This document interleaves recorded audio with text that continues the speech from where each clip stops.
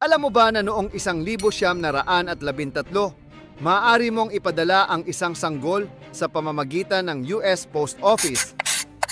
Noong unang inilunsad ang Parcel Post Service, walang malinaw na rules tungkol sa kung ano ang hindi pwede ding ipadala. Kaya naman, may ilang magulang, tulad nina Jessie at Matilda Beagle, mula sa Ohio, ang ginamit ang post service upang ipadala ang kanilang anak papunta sa bahay ng kanyang lola. Ang kanilang anak ay may timbang na 8 pounds at ang selyo ay nagkakahalagang 10 cents lamang.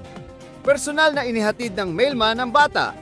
Ligtas, nakabalot sa isang kumot at may kasama pang postal tag sa braso na tila ba isa talaga itong package.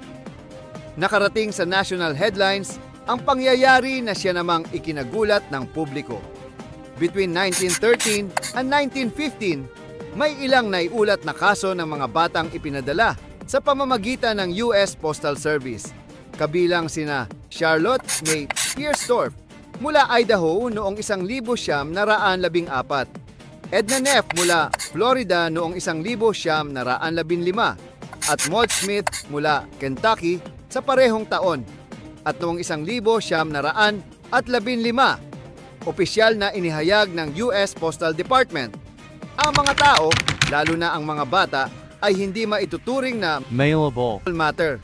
Ayon kay Nancy Pope ng Smithsonian National Postal Museum, may hindi bababa sa 7 kumpirmadong insidente bago tuluyang ipagbawal ang ganitong gawain.